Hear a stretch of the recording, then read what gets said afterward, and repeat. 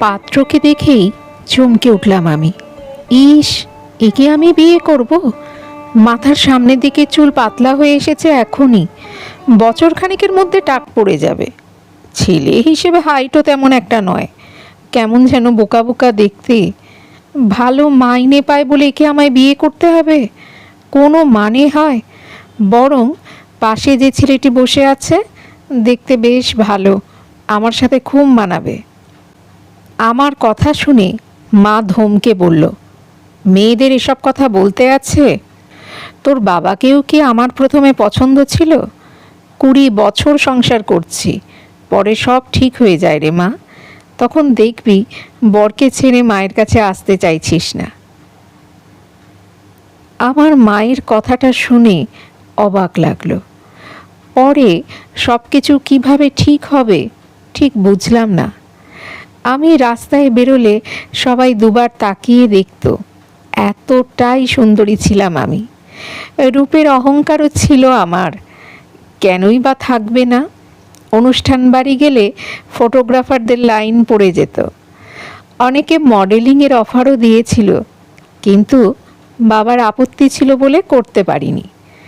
সুন্দরী ছিলাম বলে অনেকেই হিংসে করতো আমায়, ছেলেরা বিরক্ত করতো খুব, কিন্তু আমি সেভাবে কোনোদিন কাউকে পাত্তা দিইনি। মনে মনে ভাবতাম এদের থেকে ঢের ভালো বর হবে আমার। যখন বিয়ের পর দুজনে একসাথে বেরোবো, সবাই তাকিয়ে দেখবে। কিন্তু তেমন কিছুই হলো না আমার সাথে। বিয়ের দিন পাড়া প্রতিবেশীরা ফিসফিসিয়ে বলেছিল, কম তো দেমাক ছিল না, শেষে কিনা এই বর। কথাগুলো শুনে কান গরম হয়ে যাচ্ছিল আমার। নিম্ন মধ্যবিত্ত ঘরের মেয়ে ছিলাম বলে চাইলেই সব কিছু পাইনি। এবার উচ্চ মধ্যবিত্তের ঘরে যাচ্ছি, এইটুকুই যা ভরসা ছিল। অনেকের মতো আমিও অপছন্দের সংসার শুরু করলাম। আমার স্বামী দিব্য ভালো করেই বুঝত, সব দিক থেকেই ও আমার পাশে বেমানান। তাই আমাকে সব সময় খুশি রাখার যথাসম্ভব চেষ্টা করত। কোনো কিছু আবদার করলে যেখান থেকে পারত এনে হাজির করত। রাস্তায় একসাথে বেরোলে আমার পেছনে হাঁটত, তবে রাস্তা পার হওয়ার সময় শক্ত করে আমার হাতটা চেপে ধরত। তখন বুঝতাম মানুষটা আমায় ভালোবাসে, আমার কথা ভাবে। কিন্তু আমি কখনোই ওকে ভালোবাসতে পারিনি। ওই সব কিছুই লোক দেখানো ছিল। হয়তো সেটা দিব্যও বুঝত, তাই কখনো ভালোবাসা দাবি করেনি। হঠাৎই একদিন আমাদের বাড়ি দিব্যর বন্ধু ইন্দ্র এলো। ওই যাকে আমি সম্বন্ধ দেখার দিন দিব্যর পাশে বসে থাকতে দেখেছিলাম। সুপুরুষ হয়তো একেই বলে। সামনে এসে দাঁড়ালে চোখ ফেরানোর উপায় ছিল না। ইন্দ্র আমাকে বলতো, আচ্ছা শর্বরী, তুমি কখনো কারোর প্রেমে পড়নি? এটা ভেবে সত্যিই আমার অবাক লাগে। আমি হেসে বলতাম, তখন তুমি থাকলে নিশ্চয়ই তোমার প্রেমে পড়তাম। ইন্দ্র আফসোস করে বলতো, ইস, কেন যে তখন ছিলাম না। চাকরির ইন্টারভিউ দেবে বলে ইন্দ্র মাসখানেক আমাদের বাড়ি ছিল। তখন খুব স্বাভাবিকভাবেই আমি ওর প্রেমে পড়লাম। ঘন্টার পর ঘন্টা ছাদে গল্প করতাম আমরা। আমার বেমানান স্বামীকে আমি প্রায় ভুলতেই বসেছিলাম। ইন্দ্র বলল, চাকরি পেয়ে গেলেই আমায় বিয়ে করবে। আমি জানতাম ডিভোর্স চাইলে দিব্য কোনো রকম ঝামেলা করবে না, কারণ ও ভালো করেই বুঝতো আমি ইন্দ্রকে কতটা পছন্দ করি। চাকরি পেয়ে গেল ইন্দ্র, চলেও গেল। তখন খুব একা লাগতো আমার। আবার সেই একঘেয়ে জীবনে ফিরে গেলাম আমি। আমার বিরক্তিগুলো দিব্যর ওপর উগরে দিতাম, ও চুপ করে সব শুনত। মাঝে একবার বলেছিল, শর্বরী, আমার সাথে সমুদ্র দেখতে যাবে? আমি ঝাঁঝিয়ে উঠে বলেছিলাম, তোমার ইচ্ছে করলে তুমি যাও। ইন্দ্র একদিন ফোন করে বলল, দেখা করতে চায় আমার সাথে। বিয়ের ব্যাপারটা ফাইনাল করে ফেলতে হবে তো, সেই জন্যে। আনন্দে নেচে উঠলাম আমি। তাহলে সত্যিই ইন্দ্র ভোলেনি আমায়? সত্যিকারের ভালোবাসা হয়তো একেই বলে। এতদিনে এই অভিশপ্ত জীবন থেকে মুক্তি পাবো আমি। ঠাকুরমা ছোটবেলায় বলতো, লাল টুকটুকে বর হবে তোর দিদি ভাই। এবার তাহলে ঠাকুমার কথাই সত্যি হবে। বাড়িতে এসব বলে অশান্তি হবে, তাই ঠিক করলাম সব পরেই বলবো। মায়ের কাছে দিব্য ভগবানের অপেক্ষা কোনো অংশে কম ছিল না।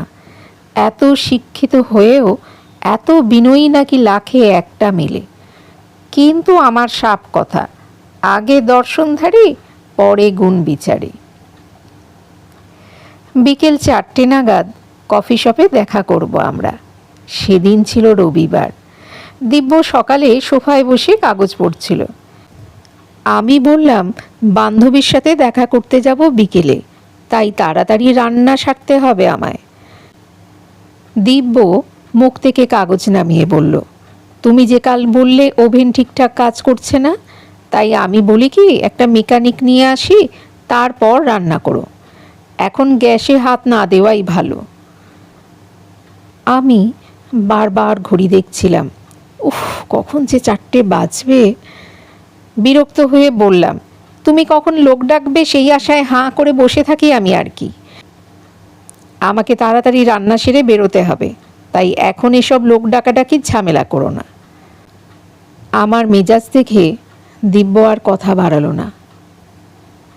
লাইটার দিয়ে গ্যাস ধরাতেই বার্নার থেকে আগুনের লেলিহান শিখা ঝলসে দিল আমায়।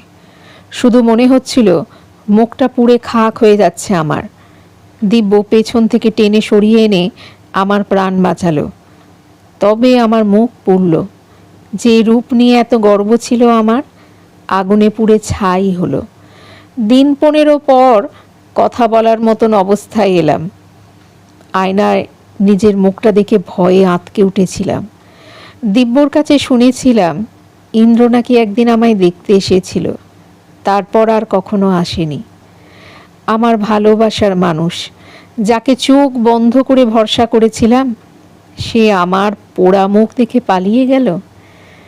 প্রথমে খুব রাগ হয়েছিল ইন্দ্রের ওপর, কিন্তু পরে মনে হয়েছিল ও তো ভুল কিছু করেনি। আমিও তো ওর রূপ দেখেই ওকে ভালোবেসেছিলাম। ভেতরের মনটা তো কখনো পড়তে চাইনি। তাহলে কি আর দিব্যকে ছেড়ে ওর কাছে যেতে চাইতাম? যে মানুষটাকে সব সময় তুচ্ছ তাচ্ছিল্য করেছি, সে কিন্তু আজও আমায় ছেড়ে কোথাও যায়নি। রাস্তা পারাপারের সময় আগের মতোই শক্ত করে আমার হাতটা চেপে ধরে। যদিও আজ আমি বেমানান ওর পাশে, তবে ভগবানকে ধন্যবাদ জানাই এই বলে যে ভাগ্যিস মুখটা পুড়িয়ে রূপের দম্ভ চূর্ণ বিচূর্ণ করেছিলে ঠাকুর। তা না হলে দিব্যর যে কত সুন্দর একটা মন আছে সেটা কখনো জানতেই পারতাম না। দিব্য আমায় সমুদ্র দেখাতে নিয়ে যাবে বলেছে।